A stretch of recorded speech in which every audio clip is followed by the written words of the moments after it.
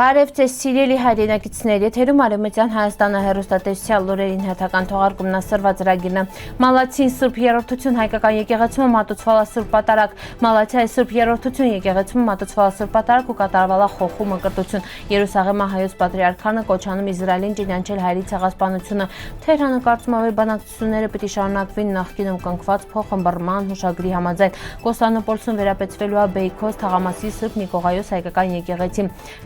Արևածաղկի դաշտերը զարդարում են Արևմտյան Հայաստանը երզնկան, բանաստեղծն յուրան քույրը Եղամ Օմարի Աթմաջյանն է, Այվազովսկու կտավը Մոսկվա աջուրդում գնահատվալա $420,000։ 2026 թվականի հուլիսի 26-ին Արևմտյան Հայաստանը բռնազավթված Մալաթիայի քաղաքում գտնվող Սուրբ Երրորդություն հայկական եկեղեցում մատուցվալա Սուրբ Պատարագ։ Արարողությունը գլխավորել է Անատոլիայի հայկական համայնքների հոգևոր տեսուժ Տեր Ավետիս Թաբաշյանը, վերը նաև քարոզահղալ ներկաներին։ Պատարագի մասնակցան Մալաթիայի հայ համայնքի անդամներն ու հյուրերը։ Արարողության ետը Մալաթիայի հայկական գերեզմանատանը կատարվալա հոգեհանգստյան կարգի հիշատակ հանգուցյալների միջոցառում կազմակերպված է Մալաթիա Հայդեր հայկական միության նախաձեռնությունով նպատակ ունենալա պահպանել Մալաթիայի հայկական հոգևոր ու մշակութային ժառանգությունը ու համախմբել տեղի հայ համայնքը։ Արևմտյան Հայաստանը Մալաթիա քաղաքում գտնվող Սուրբ Երրորդություն հայկական եկեղեցում մատուցվալա Սուրբ Պատարագն կատարվալա խոխու մկրտության արարողություն։ Չնայած մխելադժվարություններին Արևմտյան Հայաստանում ապրող հայերը շարունակում են պահպանել իրենց ազգային ու քրիստոնեական ավանդույթները, եկեղեցին սրբելով համայնքային ու հոգևոր կյանքի կարևոր կենտրոն։ Տեղեկությունում մեր խմբագրությանը փոխանցալն Արևմտյան Հայաստանն մեր պատգամավորները։ Երուսաղեմի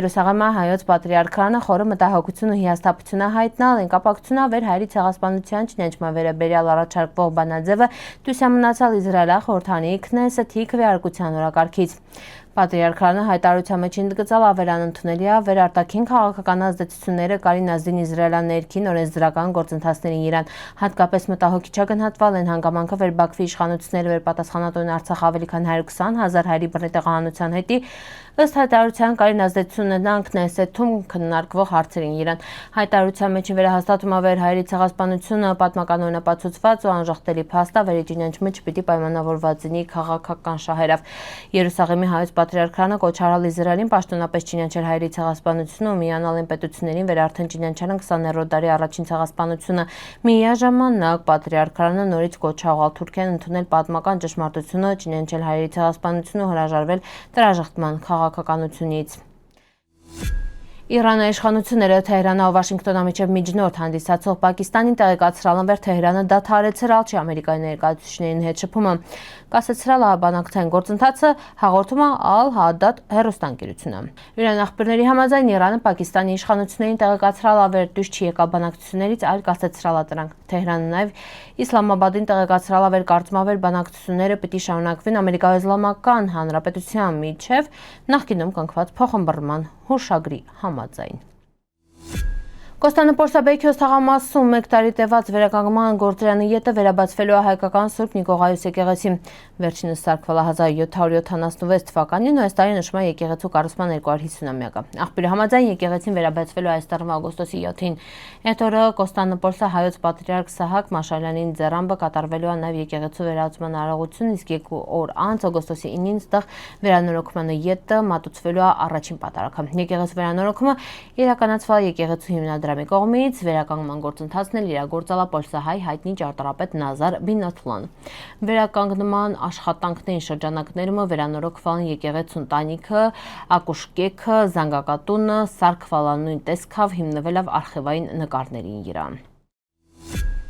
Երզնկա Արևմտյան Հայաստանը Երզնկայի շրջանում ծաղկած Սիմիշկին ընդարձակ դաշտերը ամառային օրերին բնությանը հաղորդում են վառ տեղին երանգներ ստեղծելով բացիկ հիշեցնող տեսարան է։ Ամեն տարի ընդլայնվող արևածաղկին ցանքատարածությունները հատկապես տարածված են Տերջան, Չայրլը, Քեմահ, Օթլուկբելի գավառներում։ Ամռան գալուստով ծաղկած դաշտերը համ զարդարում են տարածաշրջանի բնապատկերը, համ էլ գրավում են այցելուներին, ճանապարհորդներին ուշադրությունը։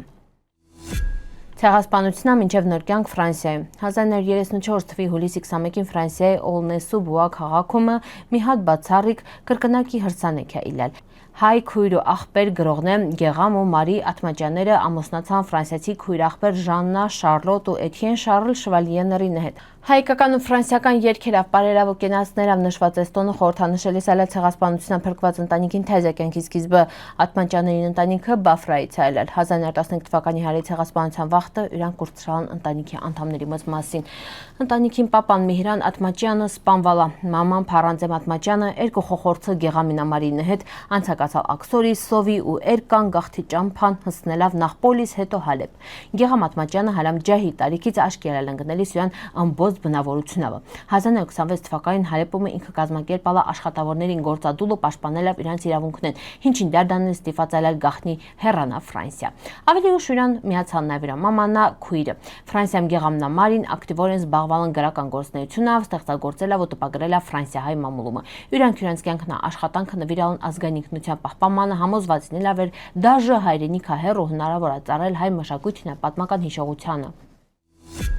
Մոսկվա հայազգի աշխարհահռչակ ծովանկարիչ Հովհաննես Այվազովսկու Յալթայի ափերին կողքին of the coast of Yalta կտավը տրնականա հուլիսի 26-ի Մոսկվայում կանալիք ամենամեծ արվեստին աճուրդա գլխավոր լոտերամինը։ Աճուրդի կազմակերպիչներին գնահատումով ստեղծագործության արժեքը կազմա շուրջ $420,000, ինչը տասարքումա վաճառքի ամենաթանկ գործերամինը։ Աճուրդումը ներկայացվելականա նաև ռուս նշանավոր նկարիչն է Կոնստանտին Մակովսկու, Նիկոլայ Ռերիխի, Միխայել Նեստերովի, Կուզմա Պետրով Ոդկինի, Բորիս Գրիգորիևի, Բորիս Կուստոդիևի ու այլ հեղինակներին գործերը։ Ներկայացված հավաքածուի ընդհանուր գնահատված արժեքը կազմա մոտ 1 միլիարդ ռուբլի։ Հովհաննես Այվազովսկին ծնվել է 1817 թվականի Ղրիմի Թեոդոսիա քաղաքում ու համաշխարհային ճանաչված երկբերած ծովային տեսարանների փոթորիկների ու առափնյա բնապատկերներին իրան բացառիկ կտավներով։ Ավելի քան 1 դար անցել իրան ստեղծագործությունները շարունակում մեծ պահանջարկ վայելել միջազգային արվեստի շուկայում ծախվելով պետյურ արժեքով։ Սիրելի հայրենակիցներ, սորվայտ եսքանք պատրաստալ ապրիկ ուշադրության հետի պնդկացիք։